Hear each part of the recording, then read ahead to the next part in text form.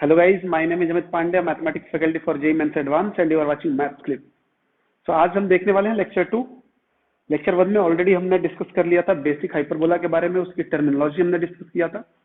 कुछ पॉइंट्स और रह गए हैं, उसको डिस्कस करेंगे यहाँ पे। जैसे शिफ्टेड हाइपरबोला हो गया हमारा, और एक्सिस हम यदि चेंज कर दें, दो परपेंडिकुलर लाइन से ले, तो हमारे हाइपरबोला का इक्वेशन क्या होगा। ठीक है, तो ये आज का हमारा रहेगा टॉपिक। और कुछ हम एग्जांपल्स लेंगे, इवन तो कुछ नहीं, 7-8 एग्जांपल्स हम लेंगे। कम्युलेटिव एग्जांपल्स होंगे लेक्चर 1 और लेक्चर 2 के मिला के। तो आप ध्यान से देखें क्या हो रहा है। तो आज मैंने कुछ चीजें पहले ही बना रखी हैं। पहला हमारा टॉपिक होगा फोकल डायरेक्ट्रिक्स प्रॉपर्टी। ठीक है, तो अब इसमें क्या, हम इसके थ्रू भी हम हाइपरबोला का डेफिनेशन प्रूफ करने वाले हैं कि हाँ, हाइपरबोला का जो डेफिनेशन हमने दिया था, आपको याद होगा लेक्चर 1 में, pf1 minus pf2 equal to 2a। Mod में था pf1 minus pf2, it means difference of distances. Difference कभी निगेटिव नहीं होता, difference is always positive quantity. Okay, तो pf1 माइनस pf2 2a होगा, तो वो चीज यहाँ भी प्रूफ करेंगे हम कि क्या सच में ऐसे होता है क्या।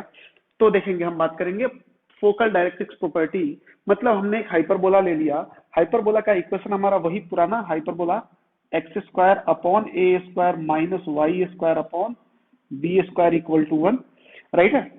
ये हमारा हाइपरबोला है। अब हम देखते हैं, यदि मैं PS1 की बात करूं, ये रहा PS1 है कि नहीं, और PS2 की बात करूं तो ये रहा PS2।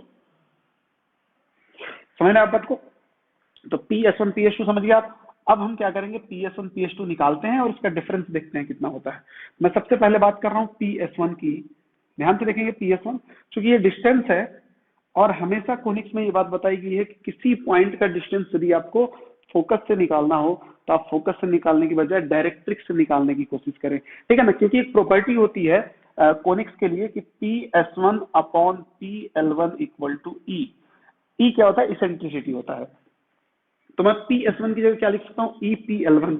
मैंने क्या लिख दिया इसको, EPL1। ई तो कांस्टेंट है, PL1 की बात कर लेते हैं। PL1 मींस दिस डिस्टेंस, यहां से लेके यहां तक का डिस्टेंस, ये है PL1। समझना बात को। ठीक है, तो इसको मैं क्या करता हूं, देखो, यहां से यहां तक का डिस्टेंस, सेंटर से यहां तक का डिस्टेंस क्या हो जाएगा, x होगा। यहां से यहां तक डिस्टेंस x होगा। बिल्कुल क्लियर है। तो मैंने बोला जी बिल्कुल। तो टोटल मुझे क्या चाहिए, मेरी रिक्वायरमेंट ये है, यहां से लेके यहां तक मैं total minus this, total minus this, और ये कितना है, a बाई ई। तो क्या हो जाए, x minus a by e. तो x minus a by e, तो मैं इसको मल्टीप्लाई कर दूं तो this will be e x minus a, right है, इक्वेशन नंबर 1। सिमिलरली मैं PS2 की बारे में बात करूं, PS2 क्या हो जाएगा, EPL2 है कि नहीं, ई बाहर रख दिया, PL2 की बात करें तो ये रहा PL2, यहाँ पे ये रहा L2। ध्यान से देखें, ये L2 है, ये L1 है, डायरेक्ट्रिक्स नंबर 2 है। तो PL2 के लिए क्या करेंगे, यहां से यहां तक का डिस्टेंस चाहिए मुझे। मतलब अब हमारा डिस्टेंस एक्सटेंड कर गया, मुझे इतना डिस्टेंस चाहिए। आप ध्यान से देखें, ये डिस्टेंस रिक्वायर्ड है हमारी। तो क्या करते हैं ना, यहां से यहां तक का तो x है, आपको पहले से ही पता है, और ये डिस्टेंस फिर से क्या है, a बाई ई ही तो है। तो अब डिस्टेंस कितना हो जाएगा, अब ये माइनस करने के बजाय हम ऐड करेंगे, तो this will be x plus a by e. अब फिर से मल्टीप्लाई कर दिया तो क्या हो जाएगा, e x and plus a, this will be equation number 2, right now. अब क्या करें, PS1 माइनस PS2 निकालना है, PS1 माइनस PS2, वो भी मॉड के अंदर लेना है। तो मैं ठीक है ले लेता हूं। तो now mod of PS1 minus PS2, चूंकि डिफरेंस निकाल रहे हैं, डिफरेंस नॉन नेगेटिव क्वांटिटी होती है, नॉन नेगेटिव क्वांटिटी के लिए हमने क्या ले लिया, मॉड ले लिया है ना। तो बस सामने हमारे PS1 minus PS2, this will be mod of EX minus a, EX minus a minus of EX plus a. देखो बहुत बेसिक सा कैलकुलेशन है, सेम चीज आप इलिप्स में भी कर रखे हैं। This will be cancelled out and minus a minus 2a, mod of minus 2a and that is equal to 2a। तो देखो यहां से भी हमने प्रूफ कर दिया कि mod of PS1 minus PS2 is equal to 2a। हमने क्या प्रूफ कर दिया, कि mod of this imply mod of PS1 minus PS2 equal to 2a, hence proof. मतलब हम यहां से क्या प्रूफ कर सकते हैं कि ये भी हम प्रॉपर्टी यहां से हाइपरबोला के लिए हम प्रूफ कर सकते हैं कि PS1 माइनस PS2 2a होता है। आप चाहें तो जो पहला पॉइंट था हमारा, जो सबसे पहला टॉपिक था इसमें कि how to define the hyperbola, वैसे कर लें, या ये भी मुद्दा बिल्कुल क्लियर है और बहुत बेसिक है, बिल्कुल सिमिलर है हाइपरबोला की तरफ। है ना? ठीक है, अब अगले टॉपिक की तरफ चलते हैं। अगला टॉपिक जो हमारा होगा इसमें शिफ्टेड हाइपरबोला की बात करते हैं। Shifted hyperbola, shifted hyperbola, shifted hyperbola में होगा क्या, सेंटर हम शिफ्ट कर देंगे। अभी फिलहाल सेंटर शिफ्ट कर रहे हैं, थोड़ी देर बाद हम एक्सिस भी शिफ्ट करेंगे। तो मतलब क्या होगा कि पहले क्या होता था कि सेंटर हमारा 0 0 होता था। हमारा जो हाइपरबोला का सेंटर हुआ करता था वो क्या होता था, पहले 0 0 होता था। अब क्या कर रहा हूं मैं, अल्फा कॉमा बीटा ले लेता हूं। ठीक है, this will be our centre. Centre को आप सी से लें, ओ से लें, कोई फर्क नहीं पड़ता। ठीक है, तो फर्क क्या पड़ेगा, ज्यादा डिटेल में डिस्कशन तो क्या है, अभी देखो ये जो इक्वेशन लिखा है मैं इसको लिख रहा हूं यहाँ पे। मैंने बोला कि फॉर स्टैंडर्ड हाइपरबोला, मैं इसी से रिलेट कर रहा हूं। स्टैंडर्ड हाइपरबोला इक्वेशन क्या है, देखो मैं इक्वेशन को मॉडिफाई करके लिख रहा हूं। x माइनस 0 का whole square upon a square minus y minus 0 का whole square upon b square equal to 1 है। ठीक है, देखो कैसे, x minus 0 x square, y minus 0 y square, right है। सेंटर क्या था, 0 0, मैंने 0 0 यूटिलाइज कर लिया। अब मैं क्या करूंगा, अल्फा बीटा लेना है, तो जहां 0 था वहां क्या आ गया अल्फा, जहां दूसरी जगह 0 था वहां क्या आ गया बीटा, तो बात खत्म है। नाउ इक्वेशन बिकम, अब हमारा इक्वेशन क्या हो जाएगा, या रिक्वायर्ड इक्वेशन जो भी आप लिखना चाहते हैं, क्या हो जाएगा, x minus alpha square upon a square minus y minus beta square upon b square equal to 1। ठीक है, ये हो गया हमारा क्या, equation of shifted hyperbola, equation of shifted hyperbola. तो बहुत बेसिक सा फंडा है, आप ये चीजें तो बिल्कुल बेसिक कोनिक से पढ़ते आ रहे हैं, तो इसको बस रिकॉल कर लेना है कि हाँ ऐसा कुछ होता है, बाकी कुछ इसमें कंसेप्ट के नाम पर बहुत कुछ खास नहीं है। ठीक है, तो आई होप आप इस बात को समझ रहे होंगे कि कैसे हम क्या कर रहे हैं। आप इसको नोट डाउन करेंगे, मैं मिटा रहा हूं और अगले टॉपिक पे चलते हैं। तो नेक्स्ट देखते हैं, नेक्स्ट जो हमारा टॉपिक है वो क्या है। अभी देखा हमने एलिप्स में, सॉरी हाइपरबोला में हमने सेंटर को शिफ्ट कर दिया। अब हम क्या करते हैं, एक्सिस को ही शिफ्ट कर देते हैं, ट्रांसवर्स एक्सिस और कॉन्जुगेट एक्सिस को शिफ्ट करेंगे। तो देखो क्या होता है, हेडिंग आप कुछ भी डाल सकते हैं, मैं डाल देता हूं ऐसे कि if two perpendicular lines act as a axis of hyperbola.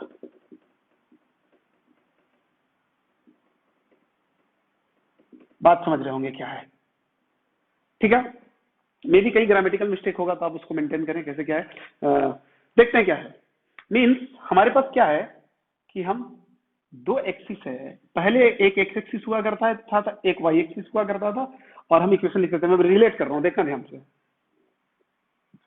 ये हमारा हाइपरबोला था, एक एक्स एक्सिस था, एक वाई एक्सिस था, ठीक है ना। इक्वेशन क्या लिखते थे, x square upon a square minus y square upon b square equal to 1।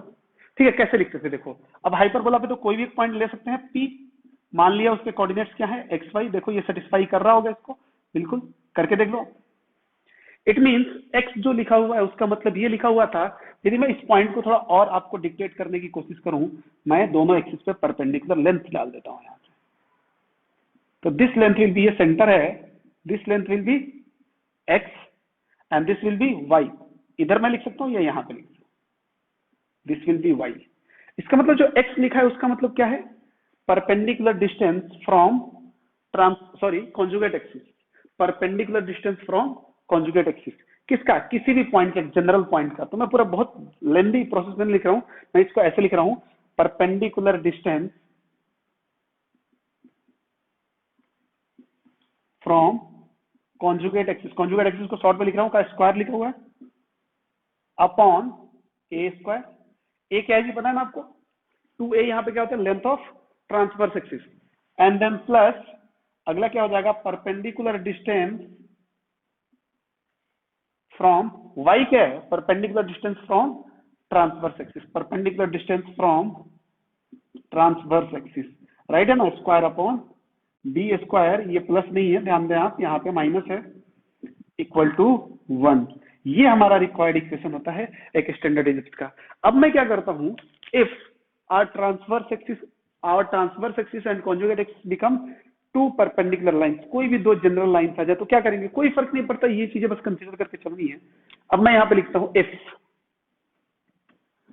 Transverse axis का इक्वेशन कुछ ऐसा दे दे आपको, a x plus b y plus c equal to 0, ठीक है। एंड कॉन्जुगेट एक्सिस क्या हो जाए, अच्छा ये ध्यान रहे ये दोनों लाइंस परपेंडिकुलर होनी चाहिए, ये नहीं मोटा के कोई भी लाइन ले लेंगे तो कुछ नहीं होने वाला। वैसे दो परपेंडिकुलर लाइंस बनेंगी तभी एक्सिस बनेगा और तभी हाइपरबोला का कंडीशन सेटिस्फाई होगा।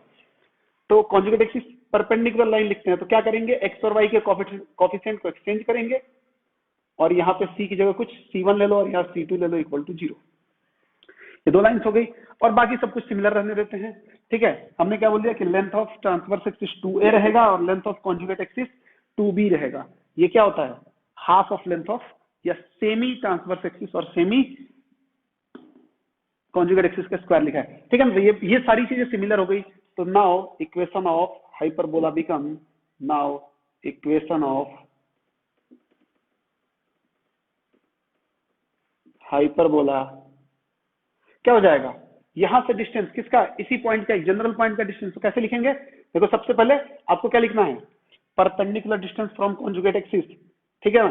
कॉन्जुगेट एक्सिस ये रही, this will be b x minus a y plus C2 upon under root of b square plus of minus a square, that will be a square plus b square. थोड़ा अच्छा लगने के लिए ऐसे लिख लिया।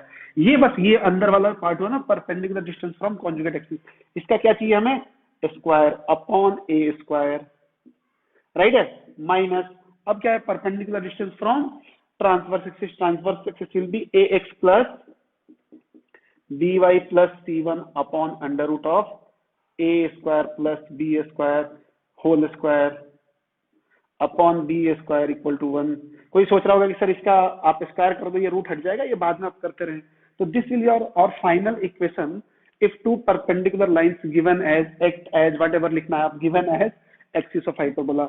मतलब कोई भी दो परपेंडिकुलर लाइंस यदि आपको एक्सिस के फॉर्म में किसी हाइपरबोला के लिए दी गई है तो आप इस कंडीशन को याद रखें, इस कंडीशन को याद रखिए या इस कंडीशन को याद रखें, दोनों सेम चीज लिखा हुआ है, ठीक है।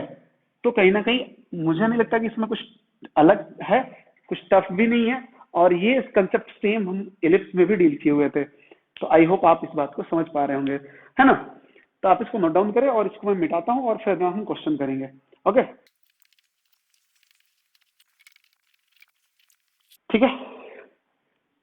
तो अब बिल्कुल बेसिक क्वेश्चन नहीं करेंगे, एकदम बेसिक वाले क्वेश्चन जैसे इलिप्स में कर रखे थे वैसे बिल्कुल क्वेश्चन नहीं करेंगे, थोड़ा सा अच्छे लेवल का क्वेश्चन करेंगे। तो क्वेश्चन नंबर 1 जो होगा, क्वेश्चन नंबर 1 आप लिखेंगे, काफी अच्छा क्वेश्चन है, काफी अच्छा क्वेश्चन है। क्वेश्चन नंबर 1 आप, मैं बोल रहा हूं आप लिखें, if E1 is the eccentricity of the ellipse, if E1 is the eccentricity of the ellipse, ellipse का इक्वेशन गिवन है हमारे पास, इलिप्स को मैं फिलहाल ई से रिप्रेजेंट कर रहा हूं, x square by 16 plus y square by 25 equal to 1। ये देख के कोई ये ना सोचे कि सर हाइपरबोला में इलिप्स का क्वेश्चन कहां से आ गया, कहीं से कहीं भी आ सकता है, ध्यान से देखते रहें। If E1 is the eccentricity of the ellipse this and E2 is the eccentricity of hyperbola and E2 eccentricity of hyperbola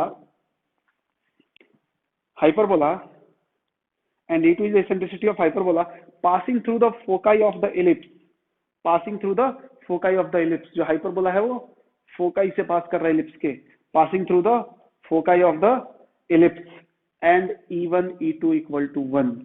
एक बात और दिया इन्होंने, E1 E2 क्या दे दिया, 1 दे दिया, राइट है ना। E1 E2 equal to 1, then the equation of the hyperbola is, then the equation of the hyperbola is, hyperbola का इक्वेशन पूछा है। ऑप्शन भी मैं लिख देता हूं आपके पास, 4 ऑप्शन है, A B C and D। ध्यान से देखें, ये क्वेश्चन आपको IIT 2006 में आया हुआ था। पहला ऑप्शन है x square by 9 minus y square by 16 equal to 1। Second option will be x square by 16 minus y square by 9 equal to 1. Third option will be x square by 9 minus y square by 25 equal to 1 and fourth option will be none of these। ठीक है, अब देखते हैं क्या बोल रहा है कि E2 जो है वो क्या है, हाइपरबोला की इसेंट्रिसिटी है, ठीक है। और यहाँ पे डायग्राम की बहुत जरूरत नहीं है क्योंकि बहुत ही कम चीजें दी हुई है और बहुत ही छोटी सी चीज पूछी है। तो ठीक है जी, सॉल्यूशन इसका स्टार्ट करते हैं और देखते हैं क्या है क्वेश्चन में। और आपको बता दूं ये IIT 2006 का क्वेश्चन है। कब का है, IIT 2006 का। ठीक है, थोड़ा पुराना क्वेश्चन है बट देखें कुछ भी कोई दिक्कत नहीं है, बेसिक क्वेश्चन है। तो सॉल्यूशन के हिसाब से मैं क्या करता हूँ, इवन तो निकाल सकता हूँ ना, ध्यान से देखिए, इवन निकाल सकता हूँ, इवन इवन निकाल सकते हैं, बिल्कुल निकाल सकते हैं। इवन के लिए क्या लिखेंगे, 1 माइनस, अच्छा ये देखो तो ये हॉरिजॉन्टल लिप्स है या वर्टिकल लिप्स है, ये तो वर्टिकल लग रहा है, बी स्क्वायर बड़ा है तो छोटा अपॉन बड़ा, 1 माइनस छोटा अपॉन बड़ा, तो 16/25, दिस विल बी 16 माइनस और 25 माइनस 16, 9/25 मीन्स 3/5, इवन 3/5 आ गया, तो मैं डायरेक्टली E2 लिख सकता हूँ 1/3/5, बोलो तो उल्टा कर दूं उसको, ठीक है ना, तो दिस इंप्लाई E2 कितना हो जाएगा 5/3, ठीक है। And required hyperbola passes through foci of this ellipse, तो इलिप्स की फोकाई निकालते हैं, S1 S2 क्या हो जाएगा 0, प्लस माइनस बी, ध्यान रखें प्लस माइनस ए 0 नहीं, क्योंकि ये इलिप्स क्या है, वर्टिकल इलिप्स है, हॉरिजॉन्टल नहीं है, तो बस कोई दिक्कत नहीं, बी हमें पता है कितना, बी कितना है जी 5 है, अब ध्यान दें यहाँ पे बी स्क्वायर 25 है, बी 5 है, तो बीई कितना हो जाएगा, बीई कितना हो जाएगा 0, प्लस माइनस बीई, ध्यान से देखो बीई यहाँ पे 3, तो हमारे पास अब हाइपरबोला की कंडीशन कुछ ऐसी है, हाइपरबोला के लिए हमारे पास दो चीजें हैं कि हाइपरबोला का इसेंट्रिसिटी ये रहा और हाइपरबोला पास करेगा इस पॉइंट से, दो ऑप्शन है आपके पास, या तो इन दोनों को सॉल्व करते हुए, आप हाइपरबोला की इक्वेशन लिखें, कैसे कैसे लिखते हैं वो मैं भी थोड़ी देर में बताऊंगा, या अगले क्वेश्चन से और भी आएगा, या डायरेक्टली हम क्या चेक कर लें कि इसमें कौन सा ऑप्शन इन दोनों कंडीशन को सेटिस्फाई कर रहा है, वो ज्यादा जल्दी हो जाएगा, किस किस के थ्रू हमारे पास जो इसेंट्रिसिटी है वो 5/3 आ रही है, और कौन सा ऐसा इक्वेशन है जो 0, +-3 या 0,3 से पास हो रहा है। आप रख के देख लो 0,3 कहीं भी रख के देख लो, तो मेरे हिसाब से तो इसका ऑप्शन नंबर क्या है, b. Okay, option number b में एक मिस्टेक है, यहाँ पे क्या है -1 है, then option number b will be correct. Okay, कोई दिक्कत नहीं है, वो मैंने यहाँ पे लिखने में मिस्टेक कर दिया था, तो इस चीज से थोड़ा सा ध्यान रखें। तो क्या हो जाएगा यहाँ पे, अकॉर्डिंग टू ऑप्शन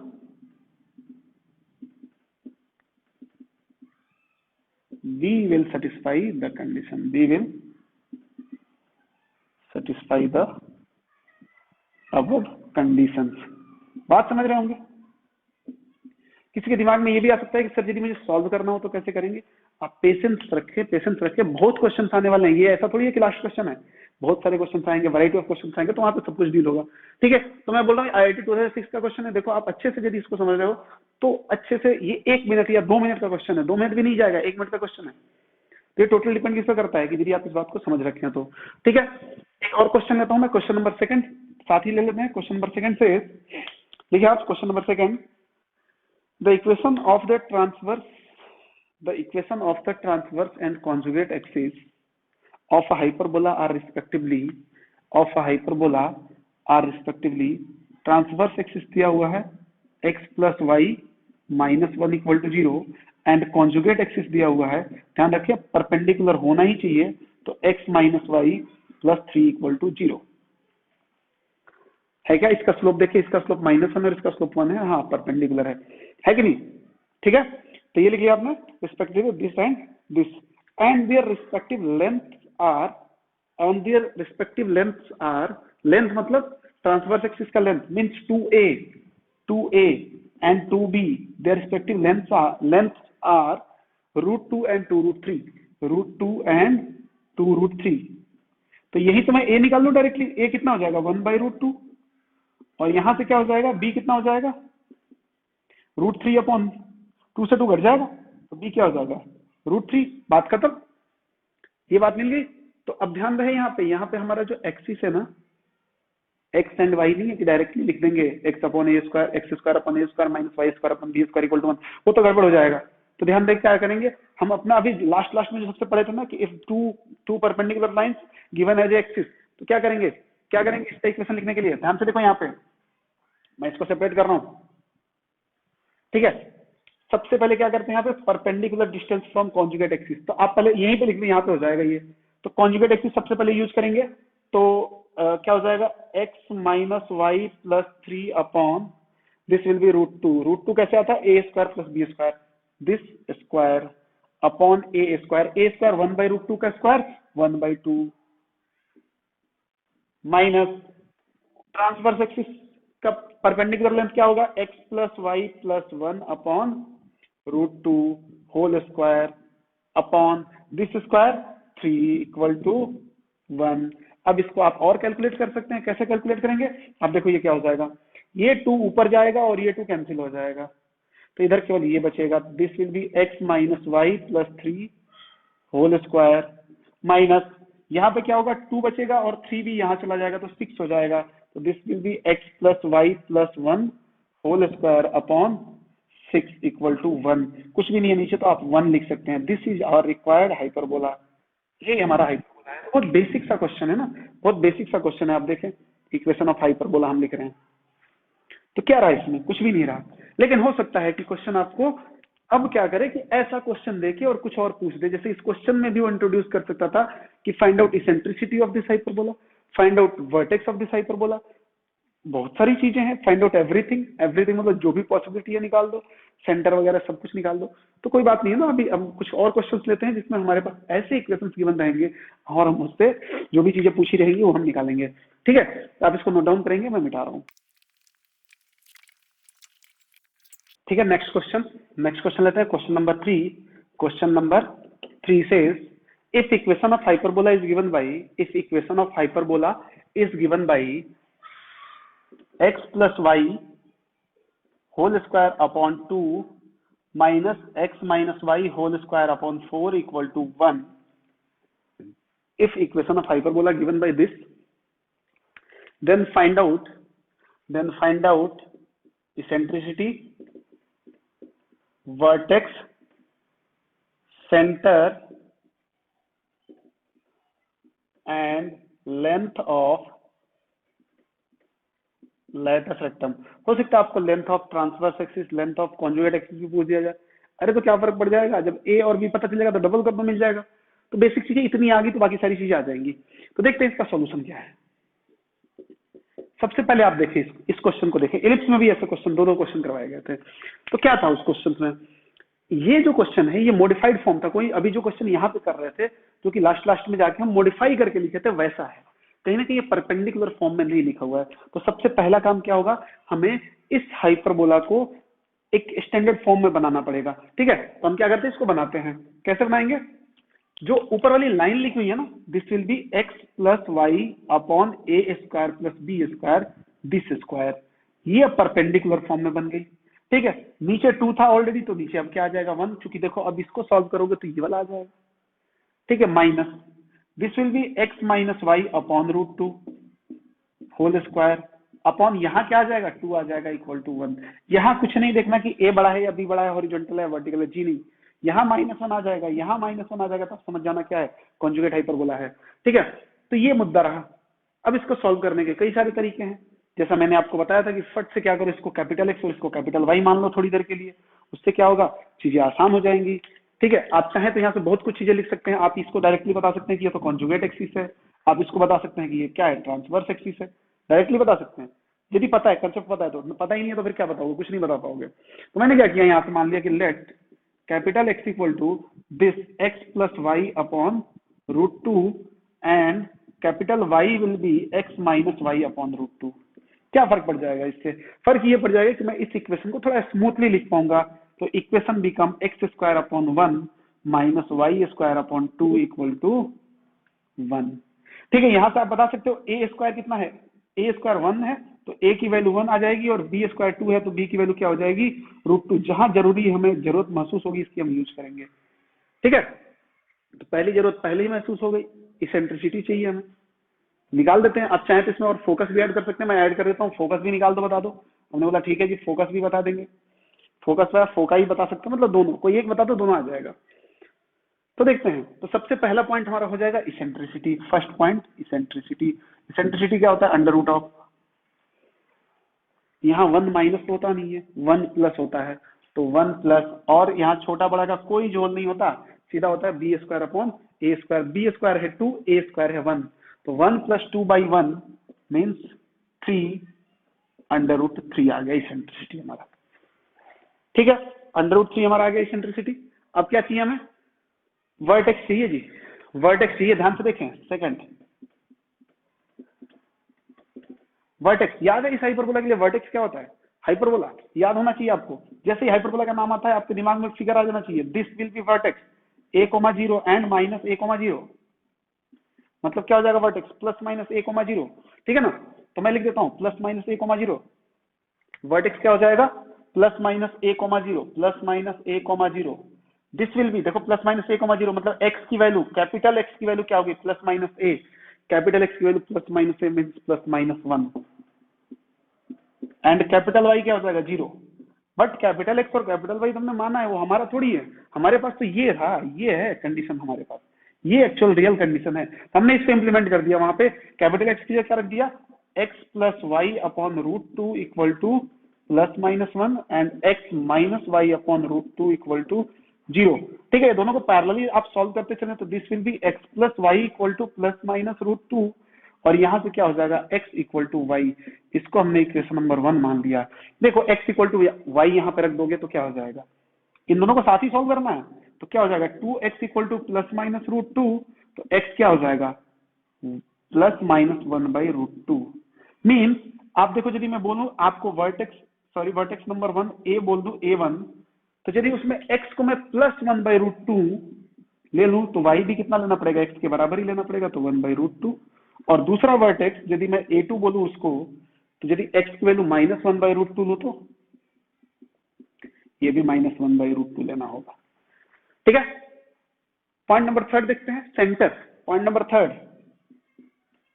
सेंटर की बात कर लेते हैं, बहुत ही इजी है सेंटर। सेंटर कैसे, कॉन्जुगेट एक्सिस और ट्रांसफर एक्सिस का पॉइंट ऑफ इंटरसेक्शन होता है, ये बताने वाली बात नहीं है। ये नहीं कि आप बच्चे तो हो नहीं, दूसरी और तीसरी क्लास में बच्चों को आपको लिखवाया जाए रटवाया जाए, ठीक है, आपको पता होना चाहिए कि कॉन्जुगेट एक्सिस और ट्रांसफर एक्सिस का पॉइंट ऑफ इंटरसेक्शन।